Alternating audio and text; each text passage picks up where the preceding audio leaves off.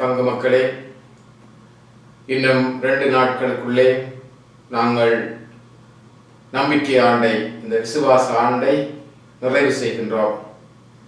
வருகிற ஞாயிற்றுக்கிழமை கிறிஸ்து அரசர் விழாவோடு இந்த நம்பிக்கையின் ஆண்டு முற்றுப்பெறுகின்றது.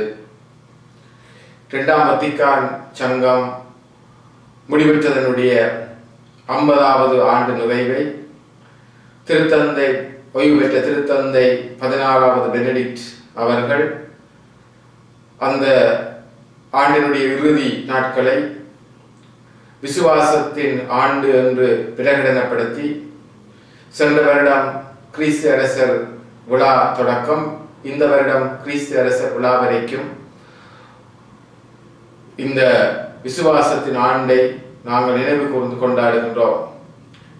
2012ஆம் ஆண்டு ஐப்பசி மாதம் 11ஆம் தேதி திருத்தந்தை, ஓய்வு பெற்ற திருத்தந்தை 16ஆம் பெனடிக்ட் அவர்கள் விசுவாசத்தின் ஆண்டை அறிவித்து பிரகடனப்படுத்தினார். இந்த விசுவாசத்தின் ஆண்டு கிறிஸ்து அரசர் இந்த வருடம் 2013ஆம் ஆண்டு கிறிஸ்து அரசர் விழாவோடு நிறைவடைகின்றது என்று சொல்லிக் கொண்டார். 2ஆம் வத்திக்கான் சங்கம் திருச்சபையினுடைய வாழ்விலை மறுமலர்ச்சியையும் விசுவாசத்துக்கான ஒரு புத்துணர்ச்சியையும் கொடுத்தது.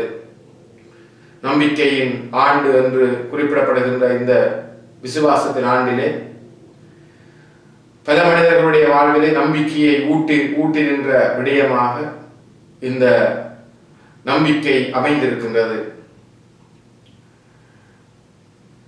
2ஆம் வத்திக்கான் சங்கம் நிறைவுற்றதனுடைய 20ஆம் ஆண்டின் நிறைவாக catechism of the Catholic church, திருச்சபையினுடைய மறைக்கல்வி ஏட்டை மறைந்த திருத்தந்தை 2ஆம் அருள் சின்னப்பர் வெளியிட்டார்.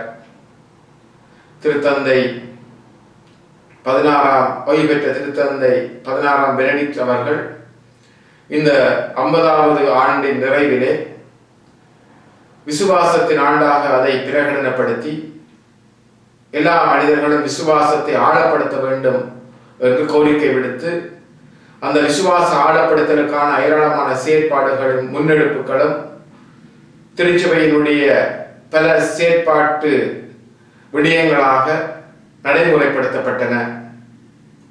இந்த விசுவாசத்தின் ஆண்டிலே விசுவாசத்துக்கான முன்னெடுப்புகள், விசுவாசத்தை ஆழப்படுத்தக்கூடிய நிகழ்வுகள், விசுவாசத்தினுடைய செயற்பாடுகளை இன்னும் அதிகமாக்கக்கூடிய நிகழ்வுகள் என பல செயற்பாடுகள் இடம்பெற்றதை நாம் அறிவோம்.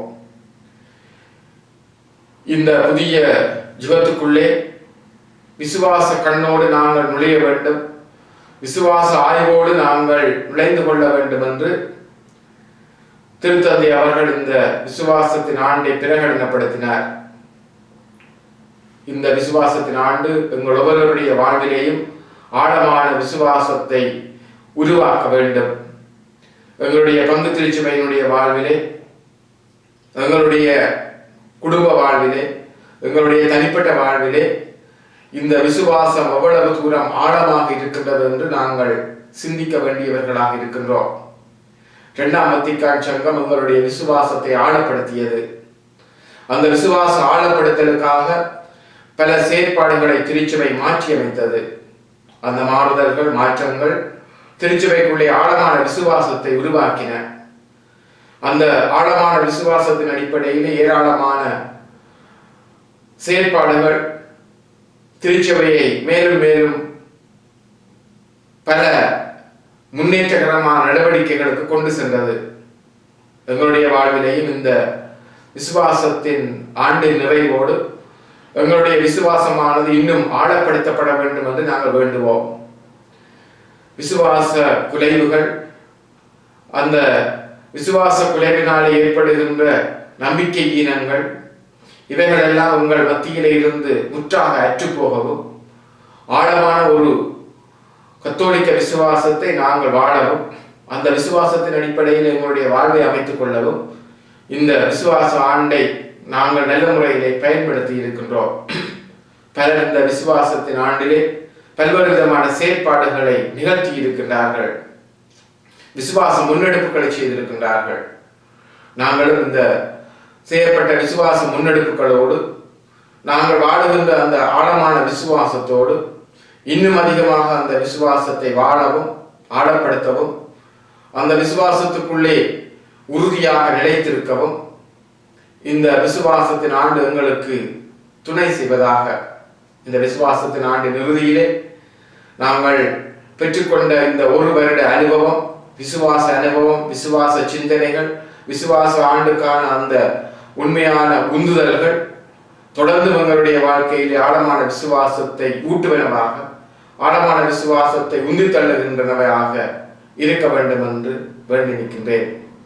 அந்த விசுவாச உந்துதல்களை நாங்கள் தொடர்ந்தும் எங்களுடைய பங்கு மட்டங்களிலேயும் குடும்ப மட்டங்களிலேயும் தனிப்பட்ட ரீதியிலேயும் அந்த விசுவாச ஏற்பாடுகளுக்கு முக்கியத்துவம் கொடுத்து ஆழமான விசுவாசத்தோடு தொடர்ந்து வாழ நாங்கள் முயற்சி எடுப்போம். நன்றி. மீண்டும் அடுத்த வாரம் இன்னொரு செய்தியிலே உங்களை சந்தித்துக் கொள்ளுகின்றேன்.